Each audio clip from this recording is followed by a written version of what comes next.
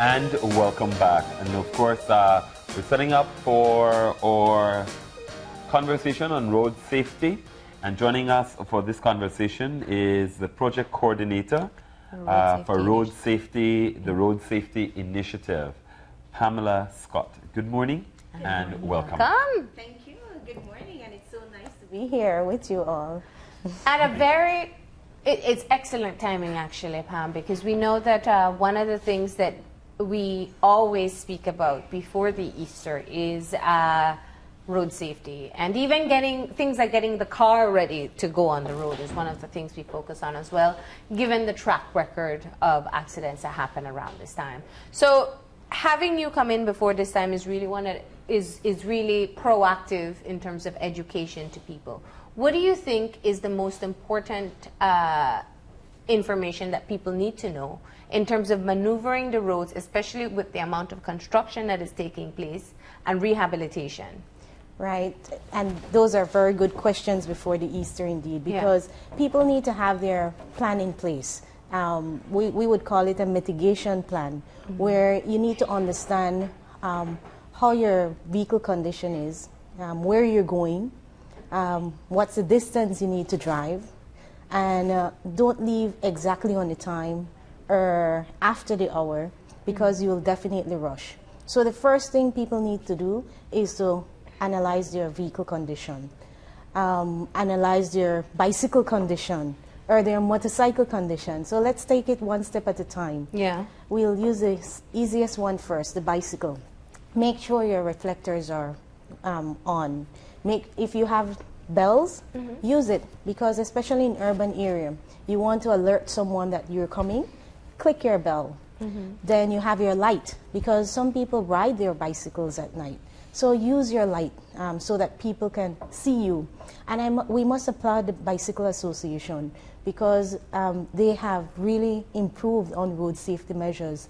And now they're even using the helmet, because that is important. Let's say someone falls from their bike and they hit their head. They have a support cushion there to protect them, or at least to help them along. So it gives you more comfort, reduce your risk level.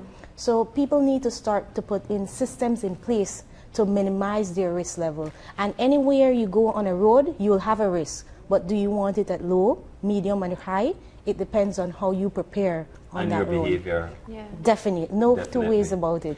Now, one of the things, because obviously one of the things that I often think about in terms of traffic control and the concerns is the annual Holy Saturday cross-country classic. That is correct. Because that is one of the major, a lot of people are leaving for their vacations, and then you have the race itself taking place. And that's going to be happening through the corridor as well. Well, before that, there are a lot of people practicing or out. So especially this time of year, there are a lot of cyclists on the road at times that you wouldn't normally expect them. It's not just a regular morning ride. Yes, and we'd like to ask people to respect the cyclists, because they're preparing for a race. And this is like a national race. This is part of our culture and our history. And so people need to put the hazard light on, especially when you see the bicycle there. Don't try to hit them on the side of the road or graze beside them because you're speeding. You have to exercise more patience and respect when you're on the road. Take your time. You don't need to move from point A to point B in matters of seconds, because it's like you're driving like the lightning. You see how the lightning moves? And then what would happen? You might either reach your destination in such a way that you might affect so many people along that way, or you might end up hurting yourselves and others by crashing like thunder. So is that the way we want to be? Or do we want to take off 30 minutes of our time and drive slower, be able to react to any unprecedented circumstances that may arise on the road? So these are things that we need to consider. And let's go back to cross-country race. You have people on motorcycle not using proper helmet. We would encourage the Cycling Association to ensure that all those people on the motorcycle following the race, every one of them have on a helmet. And don't hang out on the side of the motorcycle. You know, you want it with your camera catching all the shoots, but do it carefully because your life is important too. And so, in terms of laws, aren't motorcyclists required to wear helmets? yes, they do, but you know our situation in Belize. So I guess little by little, we have to make steps towards doing the enforcement. But they have started. You need more manpower to be able to capture all those areas and enforce the law in every different segment. But they're getting there. You're right. In terms of a race, it's more of a controlled environment where you can ask them to ensure people follow the laws. That is correct. And that's where associations play a key role. Whether it's canoe association, bicycle association, they can promote road safety for us within their, or an institution carrying out an event can promote road safety. People in the back of the pan, now you know that during the cross country, they will have people in the back of the pan. This weekend, I think someone, this simple cycling race that was taking place, fell out the vehicle. Of the pan? So no death, thank goodness. But let's say, for example, that was very fatal. Then how many families would have been affected, or a community on a whole would be affected? So let's see how they can be more careful. You don't have to be speeding behind that bicycle because yes, you know you want your cycle to win, or you might need to change a tire. But look at more strategic way. Have people in more strategic area. It might cost you a bit more to have more tires lined up along the road, but you have to put some plan in place to minimize your risk and that of your service people. Because those hanging out on the, how do you call this thing at the back, the pan, where you have the gate. Sometimes those gates are not locked properly. And so at the speed they're going, it just flip open and someone fall. Or all those bicycles fall and someone get trapped within the bicycle. Because that has happened. No one, luckily, no one died. But there's so many risks associated and the speed that people are going. And you do have to look at it from the point of view that we say mitigate usually, but you want to reduce whatever thing. And speaking of that, one of the things I'm looking at, because you were talking about even the use of helmets, a lot of people use bicycle helmets on cycles.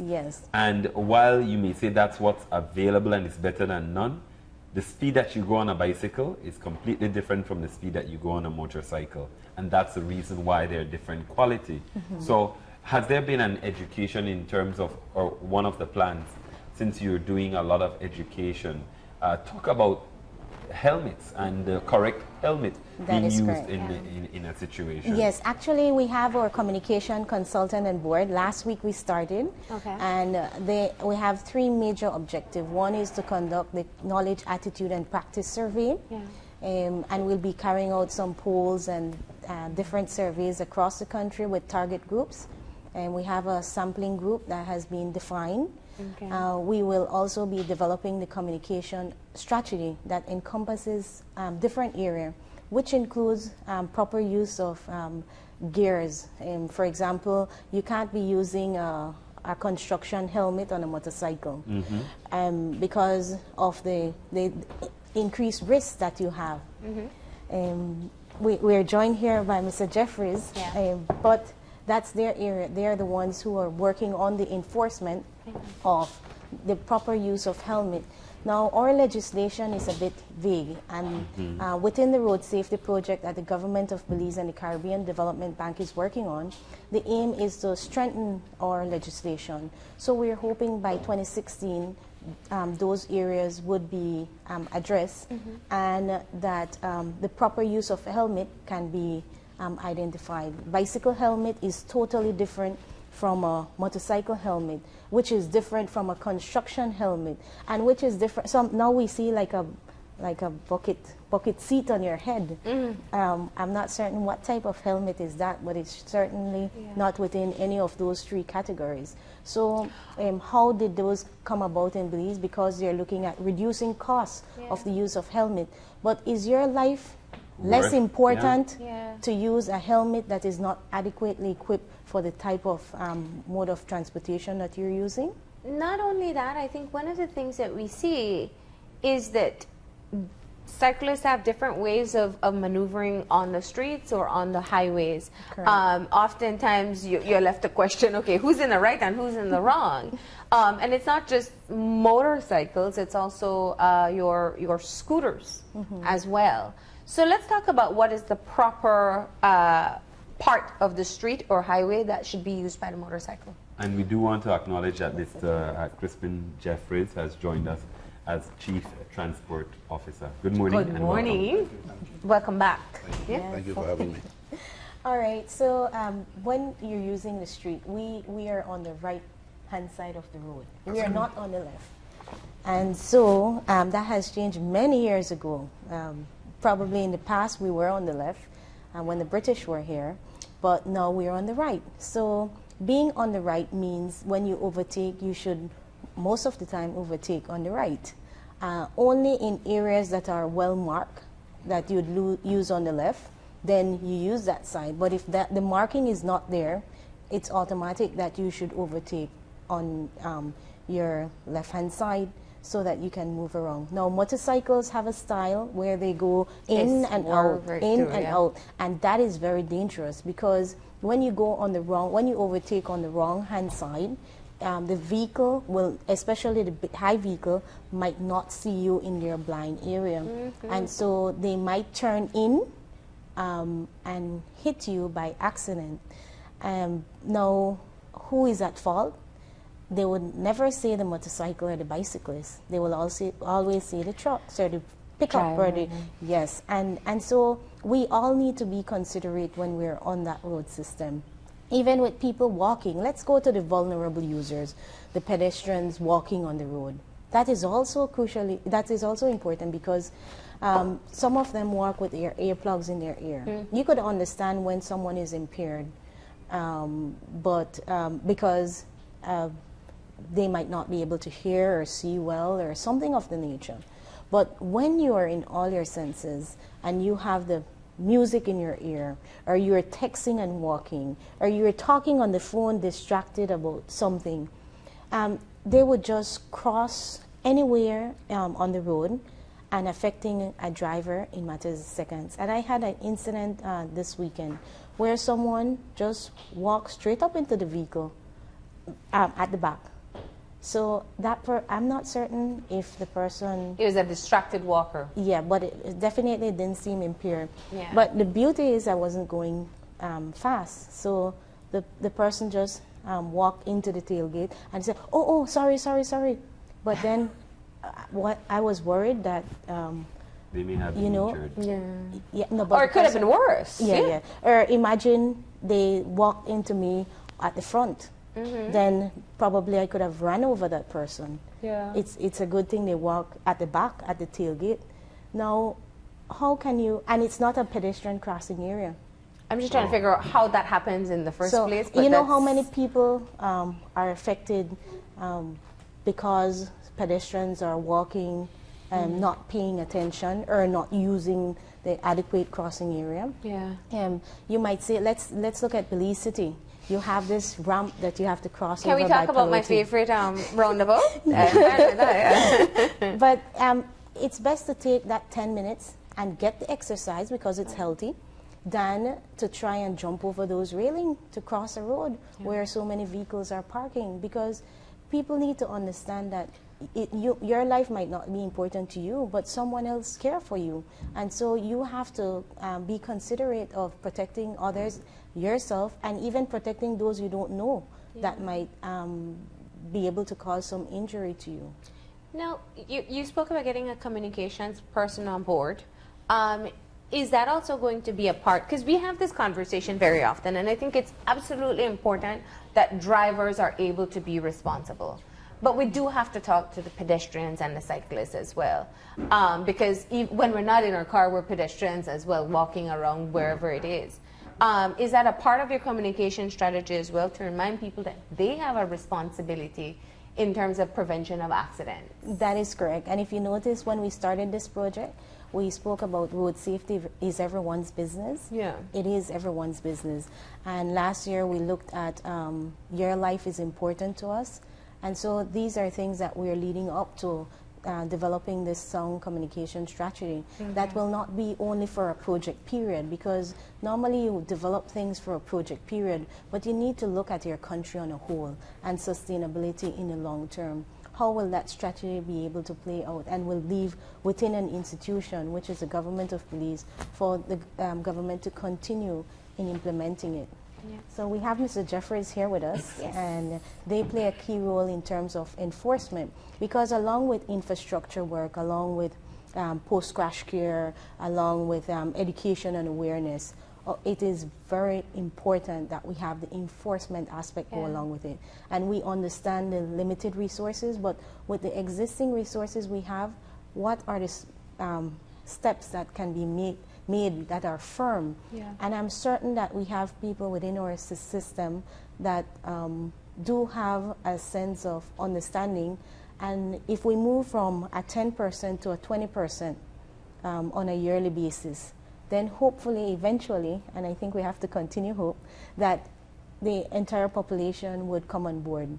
You might not have 100%, but at least the reduction in those injuries and fatality can be substantial. Okay. So, Mr. Jeff? I want to, Yeah. I want to get, because one of the things we started off with Pam was looking at what happens around this time when we know it's a very vulnerable time for accidents, the Easter season. Let's talk about what the Transport Department is going to be doing. Well, the Department of Transport has traditionally participated with the police and other enforcement agencies to do education campaigns. From a past experience, the period is one that we would consider festive season. A lot of roadways use, a lot of waterways use. So the police and the Transport Department and the other organization would be issuing leaflets. I've seen in the past where the Coast Guard would issue leaflets to advise people, but it seems to be, it is usually a short-lived campaign. It usually starts maybe a week or two before the festive season, and then it ends immediately after. This road safety program tends to run for the 3 years period, but we want to ensure that it covers national. So as it is right now, we are preparing a series of flyers. We've started out with what we consider lesson 1 on road markings, road signage. We've completed 2 more, lesson 2 and 3, and we'll be speaking about road marking and overtaking. And then we'll be building on the other one, which you were talking about just now, the pedestrian. In 1958, the laws of Belize that dealt with the subsidiary legislation to the Road Traffic Act was created and amended. It was amended again in 1990, and that is still in place. But there's 3 parts in that. One that speaks to the responsibility of the driver, one that speaks to the responsibility of the conductor, and the other that speaks to the responsibility of the passenger. It does not speak to the responsibility of the pedestrian. So we are looking at the legislation to see some amendments in it, where things like crosswalks, things like overpass, and those things are being looked at to see that the legislations, when amended, will take into consideration those things. Now, in some places, you do have jaywalking, for example. The legislations in the United States is for jaywalking and so on, but the crosswalks are some of the things that developed countries have infrastructure that accommodates many of these things. Belize is evolving out of a colonial Caribbean setting where land use was minimal, where there was no serious planning for large plots of land to look at. So today, when you sit with the Ministry of Natural Resources and you sit with the other departments, ministries, you will find that they're looking at land use. They're looking at urban planning. Those things were never a part of what we were doing as a collective body 20, 30 years ago. It is happening now. So when you look at a recently concluded project like the Municipal Development Project, you will see a lot of the expansion taking into consideration bicycle path, jogging path, crosswalks, and even center dividers for left turn and that type of thing. Those things were never built into what was original Belize of the 60s and 70s and 90s. So today when we see the introduction of roundabouts, the use of roundabout is something that is a little bit challenging for Belizeans. But it revolves around the basic knowledge of yield signs, stop signs, right away, stop. You need to changing lane and those things. This sign. Using your indicator. Exactly. Yeah. This sign is something that has commonly been overlooked, and it has been around for a long, long time. Well, I want to ask, we tend not to do. So the Transport Department is the lead agency as it relates to the legislations. And we have looked at what has existed for a long, long time as the information sheet. When you were getting your driver's license, you were given a little piece of paper with maybe, in way back, my friend Ernesto Torres would talk about the rules of the road. What is contained in Chapter 192 as the rules of the road has long been outlived. It has to be modernized. Let me jump in here So those because things, yes. I wanna touch on something because I think, and that's why I asked you about the education strategy. I'm of the opinion that a lot of people know what the rules are, and a lot of people know what the right thing to do and the wrong thing to do is, and make a choice to go ahead and do what is most dangerous. So they jump the rail knowing that they put others at risk and themselves at risk, but it's what they can do and what they will do. They'll cross in the middle of the roundabout knowing there's a risk involved. And sometimes even walking in front of cars and saying, well, you have to stop because you'd be the one to go to jail. That is so there is a mentality. It's bicycle paths. We've seen bicycle paths for a long time. Maybe not well constructed, but they've been there and they haven't been used. In fact, they've been broken down and new ones are built now, but they're still not being used. So a lot of it is already there, and I think I want to believe people have common sense to know how to use them, but it's the willingness tied in with the amount of enforcement. What will happen if I cross in the middle of the roundabout? Nothing. The cars will stop. Probably what happened is that the debt hasn't reached home. Until it hits home, then people start becoming conscious. But you don't need to have an incident to hit home, and that is why we're a society, because we should learn from each other's situation, or from each other's challenges, and be able to see how we can strengthen ourselves. So yes, we're human beings, and we will be tempted now and again, probably to speed, but don't make it a habit. Try to bring it to the minimum as possible. Try to see how you can eventually practice it. And with practice, it's just like mathematics. The more you practice, the more you learn it. So if you memorize a timetable, the more you memorize it, the more it will stay in your head. And the same thing with road safety measures. The more you practice good road safety measures, the more it becomes automatic in your life. No. And so we have gone to the curriculum consultancy development. We're in the pilot stage, and we're working with preschool, primary school, and secondary school. So we are trying to see how we can build it within the foundation of their life. And if that works, then you'll see that in the next generation. Yeah, I want to make observation of what Pam was discussing earlier, behavior. How do you bring about behavior change? A lot of what you talk about just now was behavior. The basic thing in school, as William will tell you, is behavior and consequences. It is taught very early. Now, when you look at a pedestrian crossing, anything, it's about attitudes and behavior with consequences. Now, I am thinking that the greatest emphasis is on more enforcement. But what about self-discipline? What about courtesy? What about the basics? Isn't the basic being taught? You may want to look at what obtains in Belize in schools. In the United States and many other countries, it is normal to form a queue. It is offensive to break the line. It is offensive to behave disrespectful when in fact you were taught. So traditionally, Belizeans have learned not to form queues. Not to get in not line. to get Yep, in get line. in line. So that is Or to that jump carries in. over to all the other behaviors. So if we can go back to some of the basics, you will never find the behavior conforming to any order because we don't practice that. So today when school systems are there and parents are offensive and things have been taken away out of the school system like corporal punishment, and so you are trying to find yourself, where do I find The that fertile consequences. ground to bring about the level of self-discipline that is needed? The consequences are usually fatal.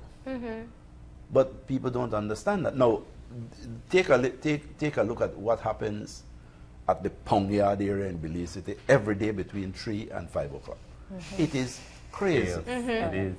It is crazy. But what are we doing? Now, we are meeting as a part of the municipal development committees. We are meeting with the municipal authority traffic committees. We are meeting on all those committees. But we are not there thinking about how to work on changing attitudes and behavior. Or we are looking there to see how we can get more revenue from this process. When the transport department is looking at changing behavior, we are a part of the road safety corridor project. So one would say that, transport department a waste of time because we're not issuing enough ticket. If you do then this and you do then that, hey, is the ticket going to do anything? If I have a violation ticket that is $25, people will continuously offend it with impunity. $25? Yeah. But if I approach the legislators and say, listen, for us to deal with this, I want you to raise that to a $400 fine. You're crazy. Nobody will pay that. This is a small country. I will lose votes, that kind of thing. The reality here is that do you want to set the kind of consequences that will make people change behavior? When you slap their When you pocket. slap them where it hurts every time, changes a trauma. And if you traumatize the truck driver, for instance, today we are looking at the road safety corridor. We are seeing improvement. You may have seen in the last 3 to 4 months how the transformation is taking place on the corridor. But the behavioral change is not taking place. There is far more aggressive, abusive, You have a wider disrespectful- road so people can overtake even Yes, more, but even not- if it's a solid line in between. Yeah, Yes. but not only that, the period we are going through right now is a transitional period between the wet and the dry. The logging season has started. The harvesting is taking place. The construction industry is in boom. There's a whole lot more demand for the use of the highway. Today, at 10 o'clock at night, you can see truckers hauling logs, which is illegal. At 6 o'clock, that should stop. That is the forestry regulation. Today, at 4 o'clock in the evening, you can see a heavy load, wide load, barreling down the road at 50 miles an hour, when that truck should be traveling at not more than 45 miles an hour. That truck should have a special permit if any of the pieces of that load extend beyond the size of the... Like the houses. The houses. that they Anything move. that extends more than 6 inches requires a permit. And But people when you, aren't let's confirming. look at the bus that takes a lot of passengers, moving from Belmopan to Belize City in 45 minutes. That is scary because you have over 50 Automatically, people you know on your they're speeding hand. when you know Yeah. that time. Yes. That is correct. And it doesn't matter if it's a non-stop or a regular or whatever the bus is. It should not take 45 minutes. And It none should of take this- at Let me least just an hour and interject a 15 question. minutes. It'll stay on the same. You had introduced a hotline for bus systems. It is in place. Yes. What has been the response? Have people been contacting the hotline, Yes, and yes. what is done when somebody makes a report? The companies keep on firing drivers. The company, the parent company would change drivers, but what is the problem? There is no restriction for Mr. Neil to hire Pamela because Marlene fired Pamela. So they move around. They move around, they rotate. You have drivers who are living in Corozal who are bus drivers, who went through all the companies and is now working for a company in the south. Drivers from the south who are now working in the west. and they rotate. The legislations in place, the procedures in place require some improvement. There's something in Belize called CDL. Sorry, internationally called CDL. It is not in Belize. There is a commercial driver's license.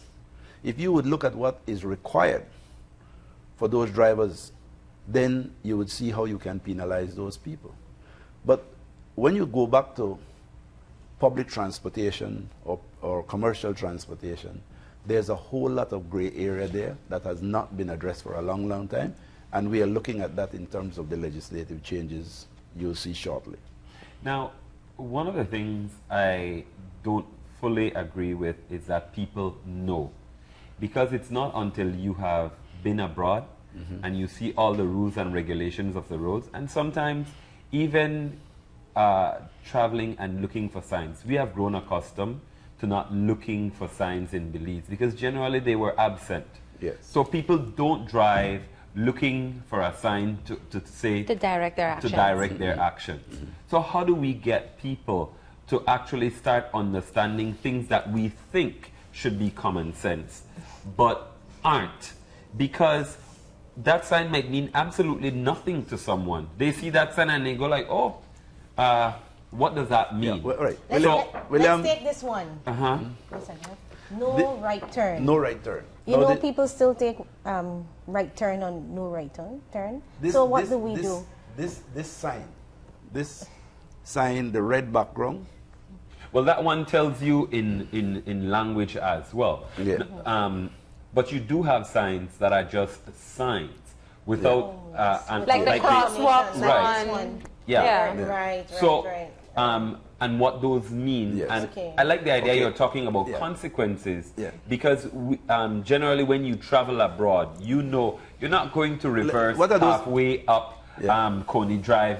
You will go Around. to Around. the roundabout and do it. But Or those are you some will of the look things- for a return when you're Right. in Yeah, Mexico. That's a great example. Right. Rather But- than but pulling a yeah. U-turn where you shouldn't. in our in a driver's test, for I- licensing, they're strengthening those booklets, and they're That's right. hoping to Okay. change the question, the type of, strengthening the questions, make it more We've reviewed. interactive and have more features in there, Because that's so that driver people can education. understand that is Driver right. education has been lacking for a long, long time. It is normal for you to see a 13, 15-year-old behind the parent's steering wheel in communities, Yes. in backyards. It is allowed.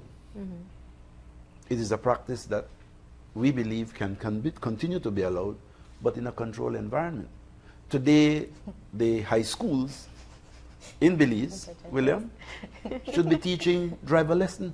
It's true. Yeah. It should be teaching. You Even should if learn. not the practical, at least the theory. You should be taking graded driver's license training in high school, so that at least if you're not going to get behind the wheel, you understand what happens when your friend is behind the wheel. You may not be affluent enough to own Have a a car, vehicle, but you know what but you will have distracted you have driving might friends be. that will own a car, Yeah. and you will be a passenger. You will be a distracting Yeah, passenger. there'll be a pedestrian. Exactly. And Yeah, that well, might be a actually- part of the consequence So there as is- well when you are in an accident in a lot of other places, or you're caught driving Yes. under the influence. That's a fact. You have to go to do 30 Well, hours in a I didn't driver's want, school or because whatever. William, because you said when you go abroad, I did not want to make the comment, and thanks for saying it. Internationally, you are penalized by sending Exactly. you to a driving, Driving school. school. Yeah. Yeah. So these are the areas that we are looking at, Pam and the Or consultant. withholding your driver's license for a period of time. Well, that is already here, withholding the driver's license. But we are looking at how do we move towards getting driver training as a compulsory, so that within the sentencing regime in the magistrate court, once you offend, you can be allowed to go to driver school. Now, when you go to the driver school, maybe you may have heard about it, but you did not suffer the consequence of the driver school. What is the agenda? What is the program? I will tell you what is the program. It's simulation. It's simulation, and it is viewing of some very traumatic video footage. Well, in the absence of... So when you take these things into consideration, when we look at modernization, there is some investment taking place. Yeah. And I'm certain that with the consultancies, the education campaign, the communication campaign, you will see some of those things introduced. So are we going to be Actually, moving to create a driving school? Yes, Well, yes. I'm not certain. Yes. I cannot speak on that Pam- point. Pam But can speak however, on that. We are I working could on tell that. you that in the absence of driving school, we have the peer-to-peer training, which came through the YORS, Youth for Road Safety, the international group. And they trained 19 young and dynamic persons in Belize. And they now have created their own group called the Belizean Youth for Road Safety. And this group is working with their peers. Most of their peers are drivers. They are transferring their knowledge. And 3 main areas have been considered: distracted driving, driving under the influence of alcohol, and speeding. Because you know that those are the, based on our statistics or based on evidence base, you could see that those are the 3 areas that are affecting our young drivers. For this year, you have seen over, I'd say at least 60% of young people dying in some type of traffic crash. And so our young people are transferring this knowledge to them, and that is indirectly helping them to understand how to drive better on the road. They have also incorporated the area of when you're on a motorcycle or on a bicycle, what you should do. So these young people are becoming more creative, and they're reaching out to their peers. They have participated in different events where they demonstrate the information. They have worked along with schools to transfer their facilitation skills. And they are doing the 3 hours training to meet 2,000 of their colleagues, where they actually have this interactive session. The other step now for this year would be training an additional 15 persons to be along with them to continue to spread this information across the country. So if they would continue training more people to become facilitators, I would say within the next 10 years, hopefully they can reach many young people across this country and practice, do better road safety I want to put a practices. different spin on that, the blind spot. The blind spot. What do you suggest? We've been talking here about driving, and the average person who is a driver isn't aware and paying attention to blind spots. But the pedestrian or the cyclist isn't aware that the person in charge of the wheel isn't seeing them. And when you see a child that is being taught to cross the road, the child is taught at that early stage to make eye contact or make contact with the driver, so that you can see what is the intention of the driver. But here you are, you have a 7-year-old who stands 36 inches or thereabout, and this driver is coming with a truck where the front of the truck stands at 4 feet 6, 5 feet, and that person is coming at a high speed. The child isn't able to assess speed, and the child isn't aware that that truck is not going to stop on a dime, or that bus, or that small car.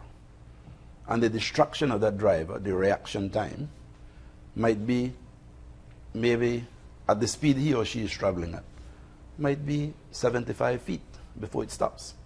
That child might only be within 40 feet. That child is injured. The bicycle is injured. So the driver out there and the other person need to be taught certain things. So when we are talking about driver training, we are talking about looking at the whole list that is contained in the subsidiary legislation, that is the rules of the road, and we want to change that to go beyond the legislation and the theory and the science. And we've gone into looking at some science, and we've come up with a revised publication that is around 250 questions. It has a lot of pictures in it, but it is still not satisfactory when we go into the urban and the rural. Because in the rural area, everything is wide open, roadways are limited, it is only a combination of crosswalks and road signs. But when you come into the the urban area, there's a whole lot of other things. The bicycle path, the pedestrian path, the crosswalks, the roundabouts. And those things are what we are working on as a part of this project. So this road safety corridor project is a road safety project that will expand into Belize over the next 10, 20 years. But we are starting out with a 3-year project. And you have to start somewhere. Yeah. And we've started. And we're making remarkable progress. And it is going to speak to a lot of other things. When you look at the paved infrastructures being improved across the country, when you hear about new bypass, like for instance we saw a couple of years back the Orange Walk bypass that has alleviated a whole lot of problem through Orange Walk town. When you look at what will happen between the Corozal border and San Antonio to, San Pedro, to that junction that comes with a T-junction between San Narciso and Libertad Junction, is there going to be a roundabout there? Would that road improve to bypass Orange Walk, Corozal town? What will happen with the piece of road that runs from Borel Boom to Hattieville? Or what will happen with the piece that runs from the Northern Highway to the Western Highway, or from the George Price to the Philip Wilson, whichever way we want to put it? Those things are going to educate people, because the roundabouts are going to be cutting off people to create bypass. What will happen if we should see, within the not too distant future, the improvement of the coastal highway? Those things will change the way we operate in the rural area. But the urban area is becoming far more congested. The urban area is not growing as fast. So as a matter of urgency, there needs to be harsher penalties to discipline the people once you're driving in the urban area. One of the things, and really we should focus on the science, because we're going to run out of time without really focusing on the science. But are we going to see things like, as you talk about urbanization and the demands that it will have, are we going to see school zones? School zones? And where you'll have like 15 miles an hour immediately when you go, or for example, the standard being when you come to a crosswalk for a pedestrian, there's a point where you have to stop and allow pedestrians to cross, as opposed to people never being sure whether you're going to stop or not. That is correct. Yeah, but take for instance coming out of a roundabout and coming to a crosswalk. That is the case with the roundabout at the Palotti. You come from Freetown Road, take a right turn, and the crosswalk is less than a vehicle length from the roundabout, and you need to stop there. What happens behind you if you're in a large vehicle, a bus or a truck? For small cars, you can fit. But taking a turn there, and then there's this jaywalking person with a headphone and a cell phone in his hand, and walking across, and you're in this big truck, and you come around from Freetown Road, or you just come across the roundabout on Mahogany Street and the Boulevard, and you're turning to continue your journey. And then as you get around the corner, there's this disrespectful, arrogant person who decides it is my right to walk on this crosswalk whenever I feel like. And then a bus is coming behind you, and you're in this large truck filled with 15,000 pounds of gravel. What happens? It's a dual responsibility. Exactly. So the idea here is that the child is taught very early, look right, look left before you cross. Even on the crosswalk. Even on the crosswalk. Yeah. Because and that's the reason why in the middle of the crosswalk there is this grilled area with railings that is called a pedestrian refuge. So it gives you the opportunity to move over one lane and wait. Not to continue the journey, but some people walk through that crosswalk and they couldn't care less what is happening. I am crossing now. And I will walk through both lanes, going in either direction, without and not looking. stop. Yeah. Not I've looking. seen by the Palotti and the health center that they moved the crosswalk, them a bit, but people still continue to walk where the old one was. Exactly. And until we see a level of enforcement where the penalty comes into play for the person who is failing. Well, I think a big part of it has to be as well where there's also, in terms of the media and the responsibilities there, because with the culture that we have where we've had talk shows, I remember the enforcement of the overpass by Palotti, and people were calling that, you know, they had put blockades up to actually prevent people from crossing there, and to actually, and people were on the talk shows and talk show Well, hosts. we're resistant to change. Right. So, and I think that we don't understand that some of these things are what makes us safer. That is Yeah. correct. You know, And so how do we in get Central buy-in? America, for example, you wouldn't dream of not using that overpass because the speed the cars are going alone, you'd be scared to cross. Some people do it, but very rarely you would see it. The overpass is the way to go. Yes, But in Central America, if you get hit in those areas, the driver is not responsible because you took the risk. So if you use your overpass, then and they hit you on that overpass or even on the pedestrian ramp, then you as a driver in risk. But in Belize, it doesn't matter. Once a vehicle hit you, normally the driver is the one that is what responsible. pedestrians know, because you hear people say it when they cross in the middle. You not me, you going to jail. Would it be cruel then to say that we should change the law so that that pedestrian has a No, certain but you were amount? saying that there are no regulation, nothing within our laws speaking to pedestrians, yeah. and maybe it is a it should shared shift. responsibility. and should shift some of the If responsibility. I am We need to walking shift it, on yeah. the street Yeah. and I decide I just want to cross William, somewhere, the burden of proof shifts in certain cases in Belize. In the law of Belize, there are certain, like for instance, from experience, the handling of stolen goods. The burden shifts from the enforcement officer to the accused person. In some cases, that is what we need to do with the traffic regulation. Shift the burden to the pedestrian. Because one of the commonest things we see is there's this whole rush and complaint about public buses. However, the collusion between the bus driver and the passenger. the potential passenger Yeah. is that the passenger stops where he or she wants, and the bus or driver stops stands there, where he or she wants. and the bus driver picks him or her up there. And that becomes a pattern of behavior where the bus stop or the legal lay-by may have been 25 to 50 yards away, and that person refuses to go there because I don't have a friendly relationship with the people but who are there, But or I I want to think be the not- one to not- get not picked up to the- first. bottom no, line, not no? to defend the pedestrians too, because the pedestrians are not always in the wrong. Let's take this example here with the bus. You see how we differ? We don't have systems in place in terms of having a taxi service by that bus shed to take the people to their area.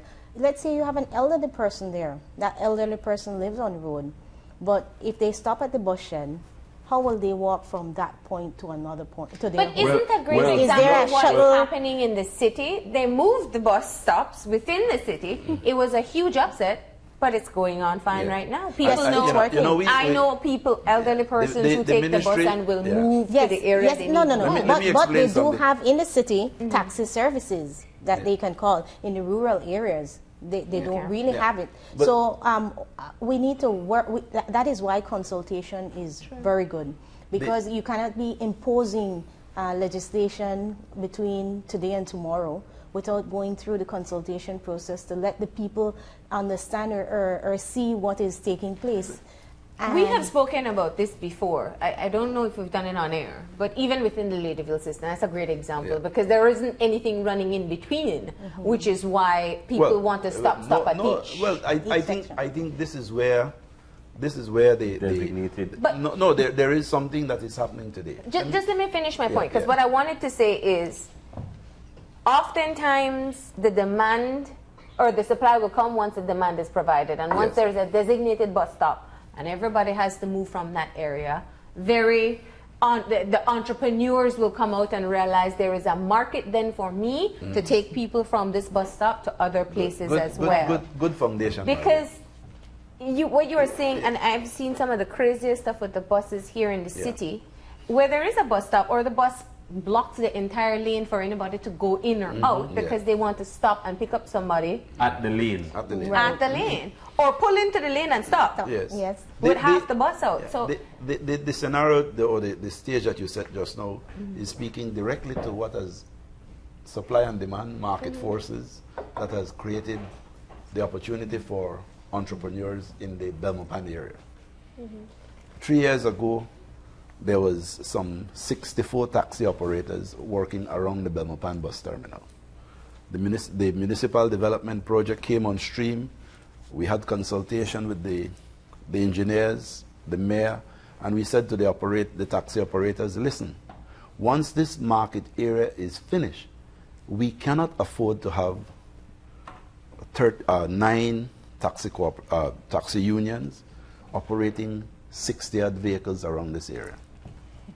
Over a 3-year period, those entrepreneurs saw the market to take people to Roaring Creek, Tea Kettle, Kamalote, Armenia, and St. Matthew's Village, and as far down as Frank City. But they were operating in small vehicles.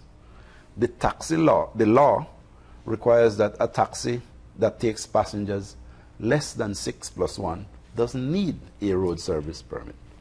But they were out there competing and operating out of schedules. They came together, we sat down and we said, let us see how we can organize a shuttle service. Yeah.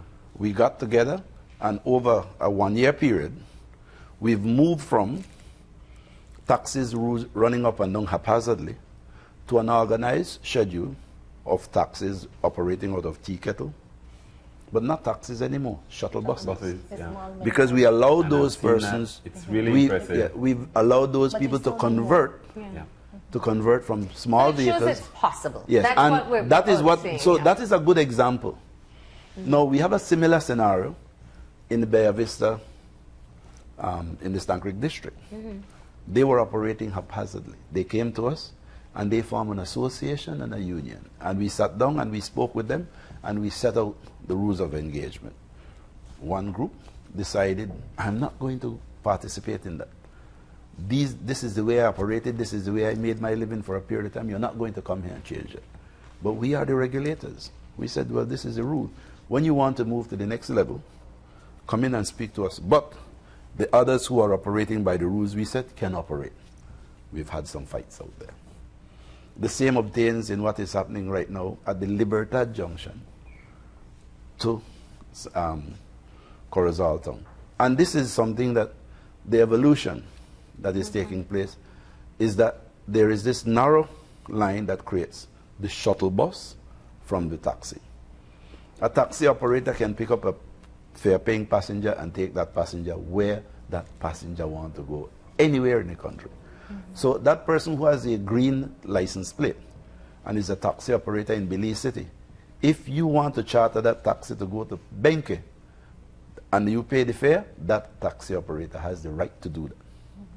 Now, to do it on a continuous basis to the same location, it's no longer a taxi service, it's a shuttle service.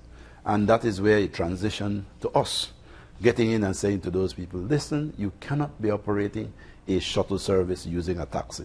So you must conform to the regulation, your passenger capacity must be above this, and you must set a schedule, a route, and have fixed fares. And we've done that, and it is working well for the Belmopan area. Armenia, we are challenged with St. Margaret's, which is some 20-odd miles out. But we are working on that also. In fact, and that's one of the this is something that is happening. But that I want to say that this is something that all municipalities, when we spoke earlier, and Marlene was speaking to the issue of Ladyville, we spoke with the Ladyville taxi operators, and there's a group of taxi operators operating around the airport. There's a taxi union running just outside of the airport perimeters. Yes, but those people are to be doing a shuttle service. When we speak to the people out there, they don't want to run a shuttle service in the village. What they want to do is for people to call them when they want to come. So when we put in, and we've done it, we've put in other bus operators to say, listen, do this route. A fight breaks out. Because the demand is there.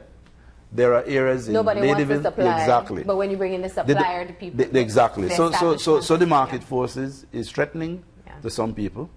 And we have the Japan area. We have the New Vista Del Mar We have sections of Lord's Bank where if you would want to go to Lord's Bank to do a shuttle service to come to a central location, there's a great demand there's in a great those demand. areas. But some of the infrastructure is not there. Yeah. Because there's no transfer station where I can bring a group of people and leave them here and a bus will pick them up. Yeah. Yeah. There's no, for instance, the Boom Junction It's true. is a hub, is a transfer station, but there's not any facility in that area other than the work sites or the street corner. And the place becomes very unsanitary when you look at it after no one is there on weekends and at night time. So it is something that we are working around with the transportation system to change. And as always, when we have you here, there are many, many things we can discuss. But I think it's all with the same vision in mind, to have an improved system. It is improved. Public transport, and also, most importantly, keeping each individual person, pedestrian, cyclist, motorcyclist, jogger, driver, safe. Yeah. That's what we're aiming towards.